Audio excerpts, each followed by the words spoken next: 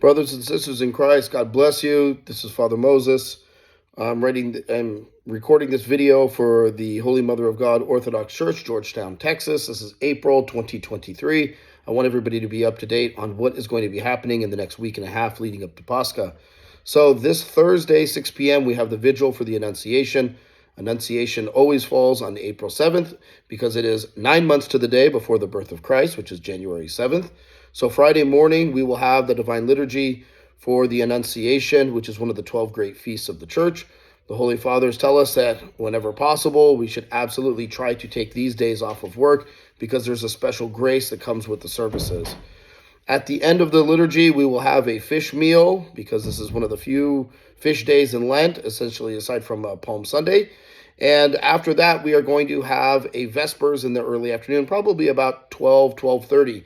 Now, the reason that we're having the Vespers early like that is because everybody lives far from the church, and it's just too much if we all have to drive home and then drive back 5 hours later. So we will do the Vespers for Lazarus Saturday on Friday afternoon after the meal.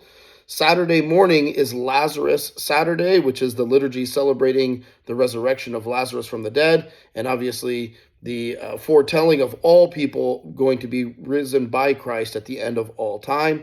This also marks the end of Great and Holy Lent. This is actually how the 40 days is calculated on Lazarus Saturday.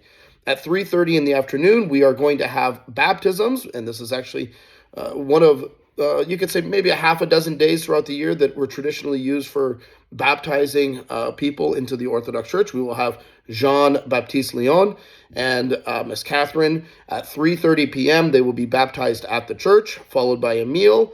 And then at 6 p.m. we will have the vigil for Palm Sunday.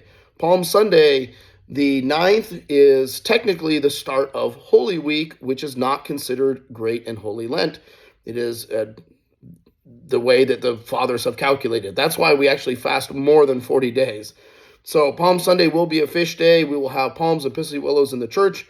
We'll have a procession. It's a very festive day. It marks the entry of Christ into Jerusalem. What we know is for Holy Week, we are basically telling the story of the last days of Christ in his earthly ministry. And so obviously Sunday is Palm Sunday, the entry of Christ into Jerusalem. Monday night, we will have bridegroom matins. The significance of bridegroom matins and why it's called bridegroom matins is because we sing the hymnography that says, "Behold, the bridegroom comes at midnight." And we want to be the wise virgins who are staying vigilant and waiting for Christ's arrival. And so it is that the Holy Fathers tell us, as much as humanly possible, this is 1 week of the year that we should absolutely free up our calendar, write off other things that get in the way, any distractions, anything else, and we should try to be in as many church services as possible. And we literally fulfill the hymnography of the church, looking and waiting for Christ's resurrection in a few days' times when we celebrate the Holy Pascha. Now, Tuesday morning, we will have pre-sanctified liturgy at 9:30 a.m., and then in the evening, we will have the bridegroom matins again as preparation for Great and Holy Wednesday. Great and Holy Wednesday, we will have pre-sanctified liturgy at 9:30 a.m. At the end of that liturgy, we will do the prayer of Saint Ephrem, O Lord and Master of my life, with the prostrations, and that is the last time that we do it for all of Great Lent. In the evening at 6 p.m., we will have bridegroom matins again. This is Wednesday the 12th. And then on Thursday morning, we will have the Divine Liturgy at 9:30 a.m. The liturgy that we celebrate is actually called basically the founding of the Mystical Supper. It is the original liturgy that Christ celebrated on the original Thursday before he was crucified with his apostles. The one thing of note that most people don't know is there are reserved sacraments. There is basically a church-looking structure that is on the altar called the tabernacle. You'll see it in the back. It's usually made of brass or gold-plated. And inside of that are reserved sacraments, meaning that they are pieces of the body of Christ tinctured with his blood that are kept inside of the tabernacle, and the priest uses those throughout the year when he has people who are sick or on their deathbed or people who have emergency needs for Holy Communion. And so actually he prepares those reserved sacraments typically on Holy Thursday. That evening is 6 p.m. It's the matins. This, is one of the all the services of the church are incredible, wonderful, divinely inspired. We could go on and use many adjectives. But Thursday evening, the 12 Passion Gospels, it is this telling of the end of the life of Christ. It is very, very powerful, it would just move you to the depths of your soul. I highly recommend, whenever possible, to get Holy Thursday off so you can receive Holy Communion on the morning of Holy Thursday, and that you can be there at night for the bridegroom matins with the 12 gospel readings. Now, of course, Holy Friday, we have 3 services, 9 a.m. royal hours. I don't want to say the service is a formality, but that's not the right way to put it. But it's a heavily reading based service. It's not, as you could say, doesn't have as many liturgical elements to it, as many movements, as much singing, hymnography, and whatnot. And then, of course, Friday afternoon, we have Vespers of Holy Friday. Part of the reason we put it late in the day like that is so that if somebody has a really jammed schedule and they can't take Holy Friday off, at least they can try to get out of work by 3 o'clock and make it to church for that Holy Friday Vespers. And then at 6 p.m. So we basically do Vespers at 4 p.m. till about 5. And then we have that short hour-long window break, and then 6 p.m. matins. Now, I get questions about this every year regarding fasting on Holy Friday.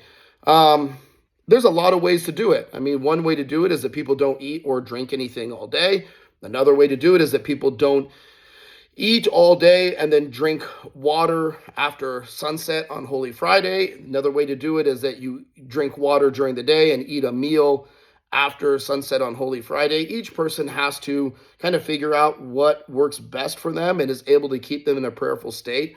I've noticed over the years that the times where I've kind of pushed myself ascetically more and didn't eat or drink as much, I just ran out of steam. I ran out of energy. I wasn't able to pray. I wasn't able to focus my mind.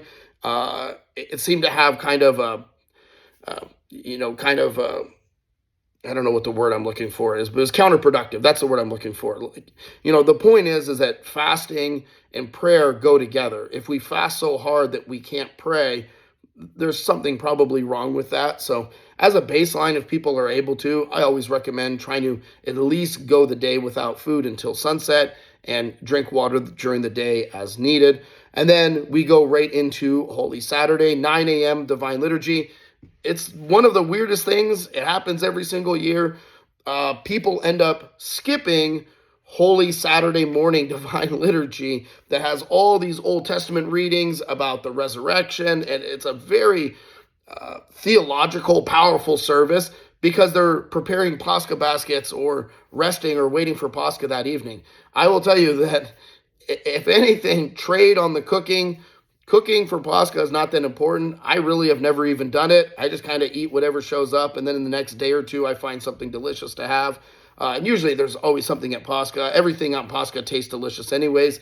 But if you can make it to that Saturday morning liturgy at 9 a.m., I highly recommend it. It is such a beautiful liturgy.